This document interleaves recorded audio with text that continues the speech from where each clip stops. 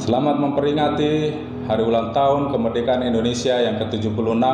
Jaya selalu Indonesiaku. Kita terus berdoa bagi bangsa dan negara Indonesia agar bangsa ini betul-betul merdeka dan terus mempertahankan kemerdekaan dari segala sesuatu yang terjadi di bangsa ini. Dan kita tahu bahwa kita orang-orang percaya dan kita semua akan terus berdoa bagi bangsa ini untuk keutuhan dan juga untuk kejayaan bangsa ini.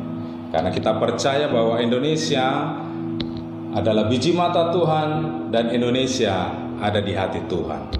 Nah, saudara yang terkasih, ya, kita adalah orang-orang percaya yang juga sudah dimerdekakan di dalam Tuhan Yesus Kristus.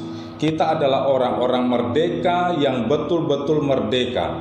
Tetapi ada begitu banyak orang yang tidak mengetahui bahwa hidupnya sudah dimerdekakan. Dengan tidak mereka mengetahui bagaimana mereka sudah dimerdekakan, sehingga kehidupan mereka ada di dalam kehidupan yang ada di dalam keterikatan selalu, sehingga mereka seolah-olah seperti bukan orang-orang yang merdeka. Kita tahu bahwa kemerdekaan, orang yang merdeka adalah orang yang terbebas dari segala sesuatu. Sehingga ketika dikatakan merdeka, betul-betul merdeka, tidak ada satu keterikatan apapun juga di dalam hidup kita.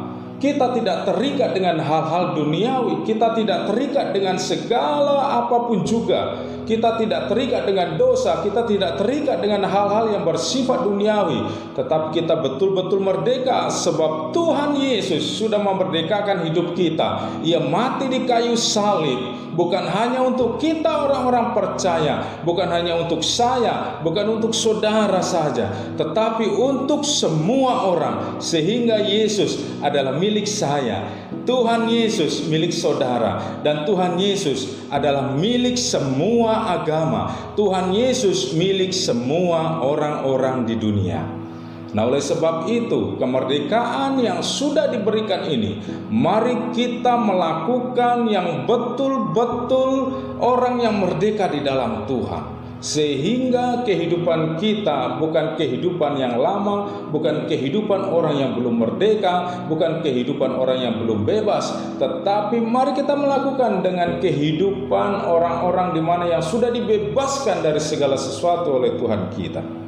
Nah, oleh sebab itu saya akan membacakan di dalam Roma pasal 8 ayat 20 dan 21. Demikian firman Tuhan, karena seluruh makhluk telah ditaklukkan kepada kesia-siaan, bukan oleh kehendaknya sendiri, tetapi oleh kehendak Dia yang telah menaklukkannya. Tetapi dalam pengharapan, karena makhluk itu sendiri juga akan dimerdekakan dari perbudakan kebinasaan dan masuk ke dalam kemerdekaan kemuliaan anak-anak Allah. Kenapa kita belum sepenuhnya merdeka di dalam hidup kita, padahal Tuhan Yesus sudah memerdekakan kita? Karena kehidupan kita adalah kehidupan yang sia-sia. Kita sering melakukan hal-hal yang sia-sia, sehingga kita diperbudak oleh sesuatu yang sia-sia. Hidup kita setiap menit, setiap jam, setiap hari, setiap bulan, setiap tahun, berapa kali kita melakukan hal-hal yang sia-sia? Sebab itu, saudara yang terkasih di dalam Tuhan, hiduplah di dalam kemerdekaan yang betul-betul dibebaskan, dimerdekakan di dalam Tuhan Yesus Kristus. Kita sebagai orang-orang percaya, kita betul-betul tahu bahwa kehidupan kita ada di dalam Tuhan, dan kehidupan kita sudah dimerdekakan oleh Tuhan. Tidak ada satu makhluk apapun juga, tidak ada hal-hal duniawi apapun juga yang akan mengikat hidup kita, sebab Tuhan Yesus sudah memerdekakan hidup kita. Seberapa banyak di antara kita yang tidak percaya bahwa hidup kita sudah dimerdekakan oleh Tuhan? Tetapi pada saat ini, saat Indonesia mengumandangkan 17 Agustus 1945, kemerdekaan Indonesia terjadi. Maka di situ ada sesuatu yang luar biasa yang sudah terjadi di bangsa ini. Demikian juga dengan kita saat Tuhan Yesus memberi kemerdekaan buat kita dengan kematiannya di kayu salib. Kita percaya kemerdekaan itu ada di dalam hidup kita.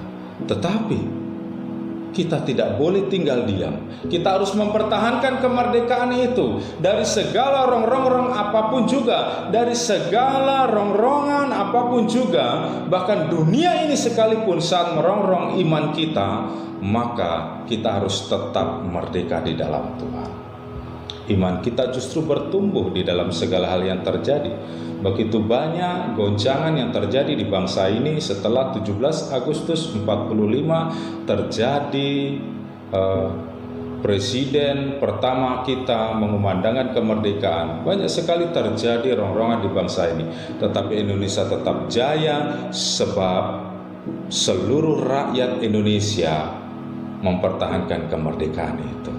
Jadi saat kita menerima kemerdekaan, saudara yang terkasih, kita harus mempertahankan iman kita, kita harus mempertahankan hidup kita. Nah, Kejadian pasal 3 ayat 17 sampai 19 ya. Saya akan membaca buat kita semua.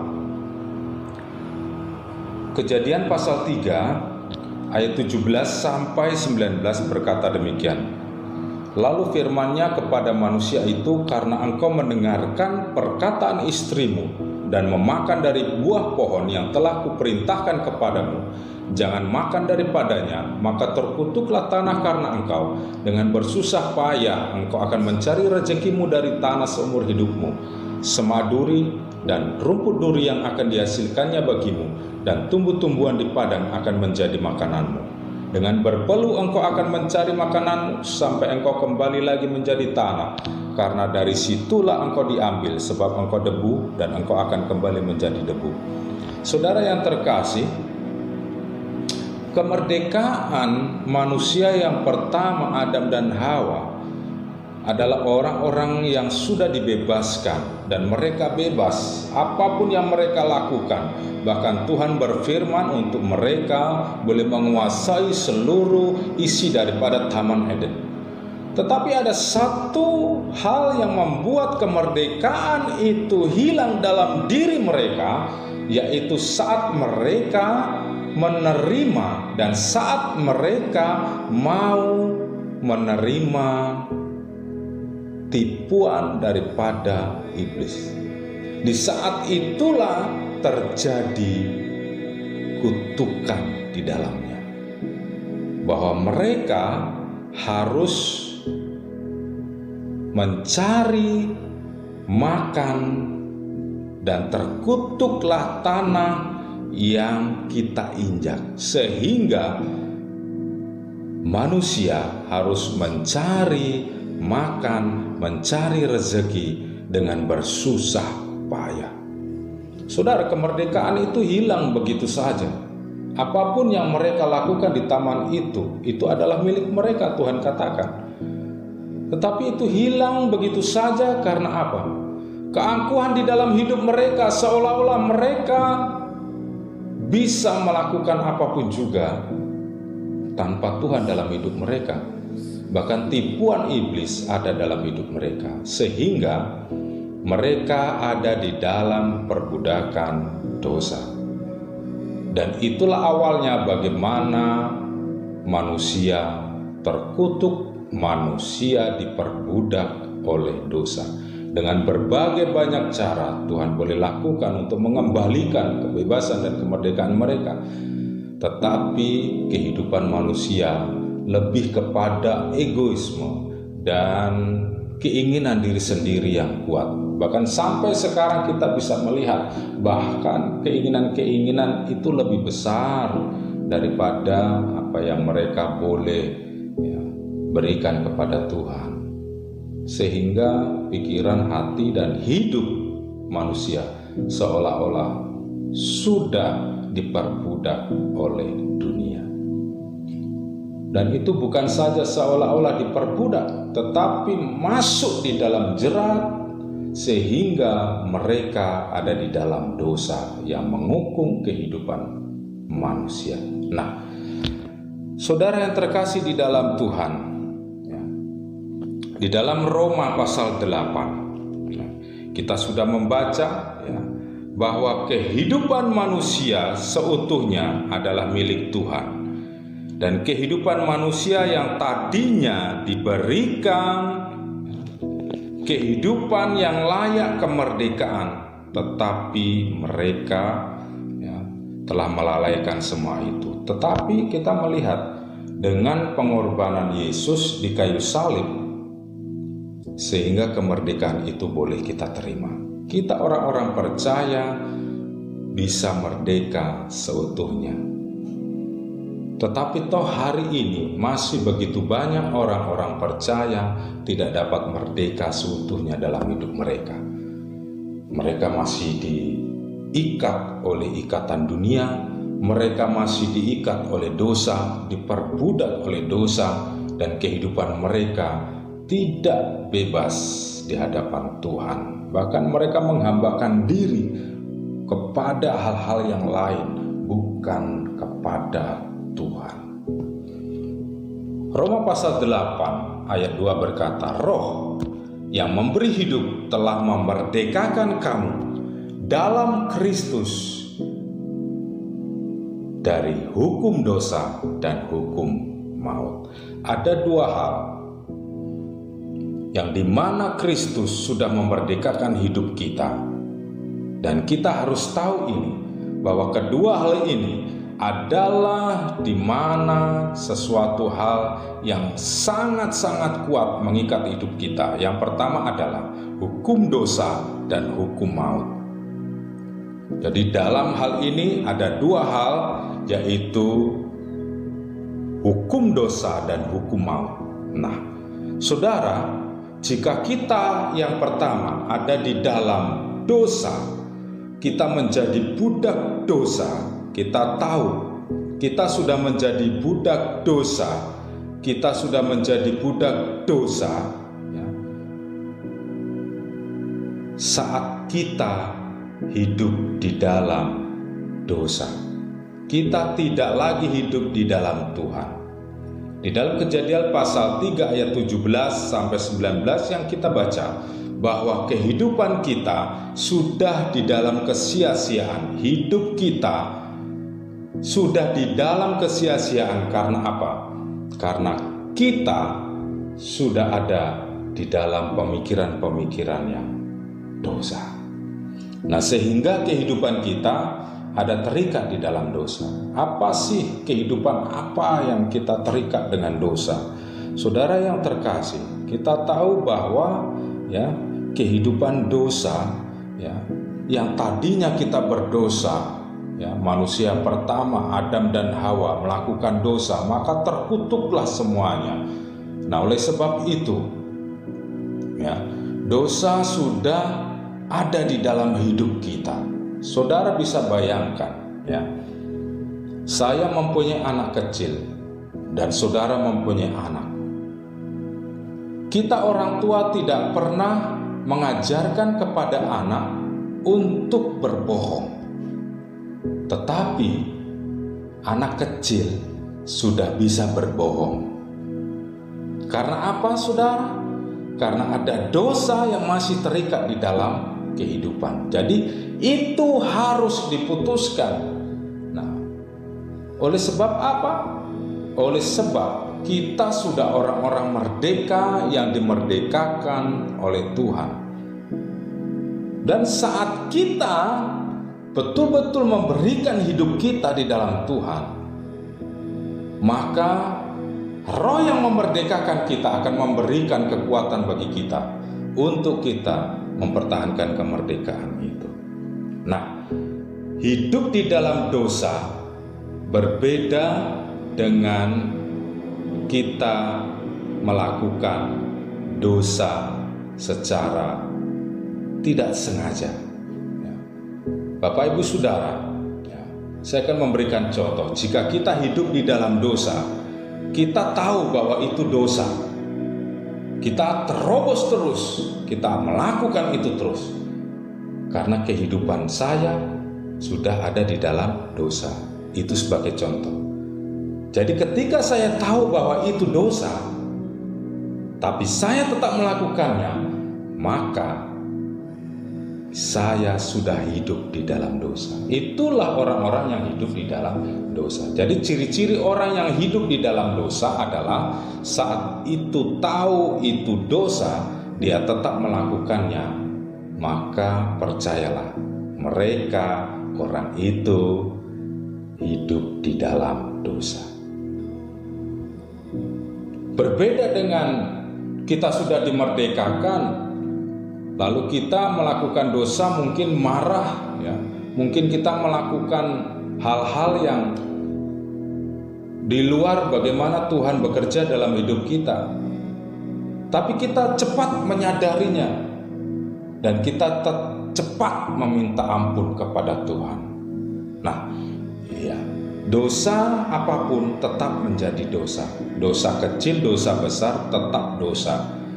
Tapi kita ingat bagaimana Raja Daud, ya, melakukan kesalahan, melakukan dosa.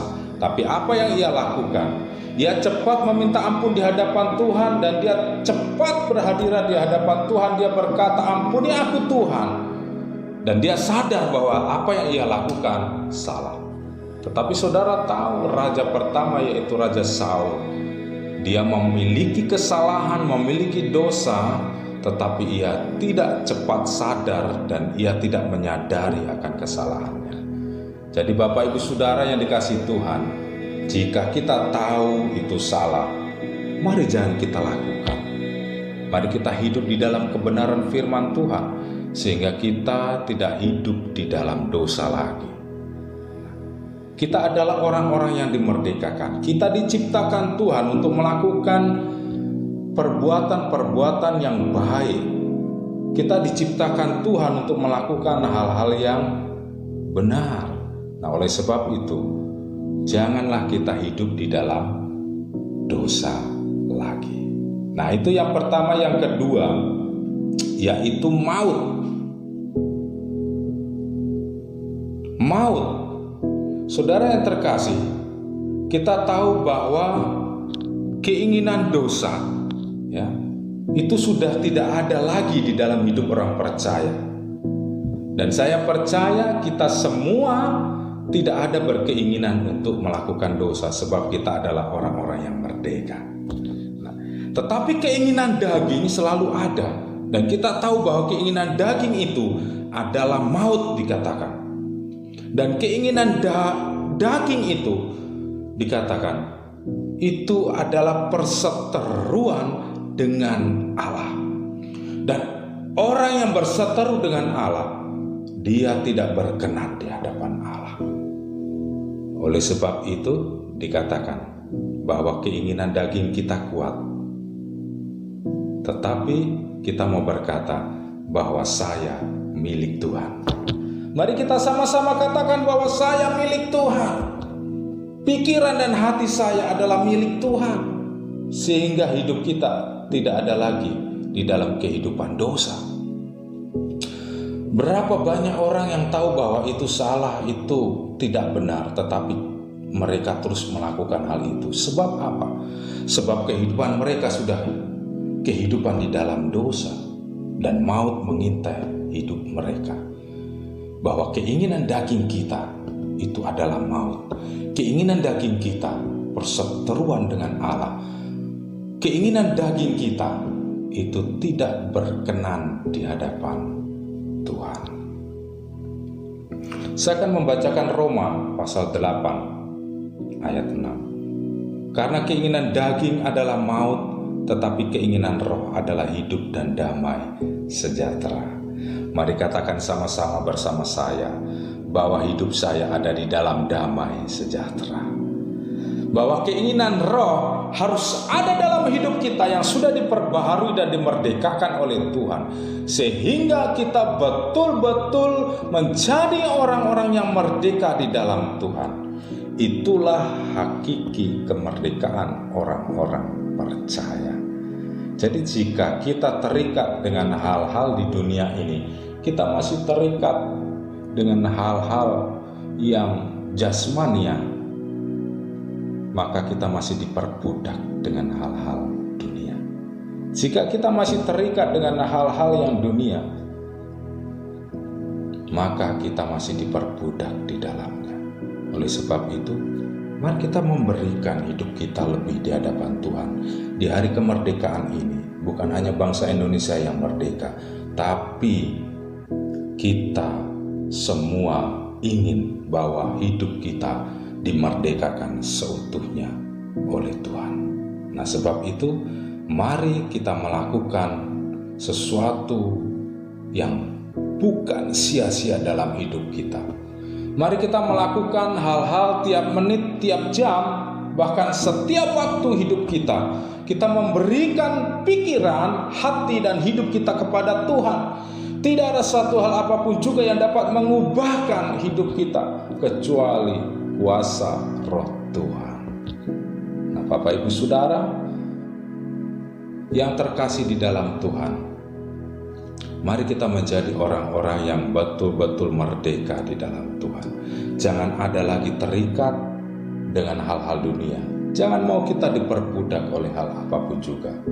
Media sosial menjadi hal yang sangat berguna bagi kita, tetapi itu bisa memperbudak pikiran dan hidup kita.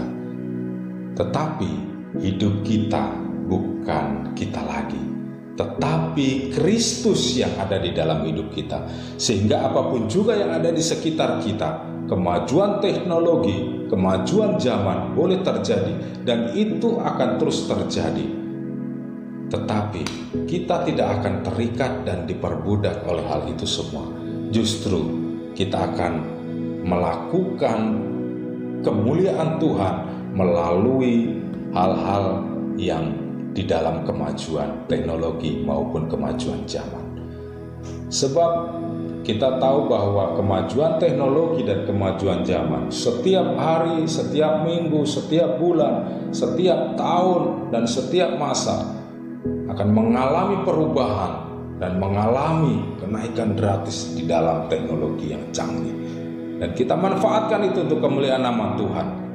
Oleh sebab itu, jangan mau kita diperbudak oleh hal apapun juga, tapi memberikan hati kita yang lebih di hadapan Tuhan. Hari-hari ini kita diingatkan oleh Tuhan bahwa kita terus ada di dalam hadirat Tuhan. Jangan pernah lalaikan, jangan pernah tinggalkan kasih Tuhan, sebab Tuhan memerdekakan hidup kita. Mari Bapak Ibu Saudara, saya akan berdoa buat kita semua. Tuhan Yesus, pada hari ini kami percaya Tuhan bahwa kehidupan kami adalah kehidupan yang dimerdekakan oleh Tuhan. Tidak ada satu hal apapun juga yang memperbudak hidup kami. Tidak ada satu hal apapun juga yang dapat mengikat hidup kami. Selain hidup kami berikan kepada Tuhan. Bahkan hari-hari ini Tuhan, Hamba-Mu berdoa buat kami semua, buat saudara-saudara kami, buat saudara-saudara kami di seluruh tanah air, di seluruh bangsa ini Tuhan, mengalami lawatan Tuhan yang dahsyat. Bahkan bangsa ini dipulihkan dan dilawat oleh Tuhan di dalam nama Tuhan Yesus. Kami memperoleh kemerdekaan yang sejati. Itulah kemerdekaan orang-orang percaya Tuhan. Kami tidak lagi terikat dengan hukum-hukum maut, hukum dosa, dan hal apapun juga, sebab Tuhan sudah memerdekakan kami. Terima kasih Tuhan, Engkau memberkati setiap kami. Di dalam nama Tuhan Yesus Kristus kami berdoa, haleluya, amin.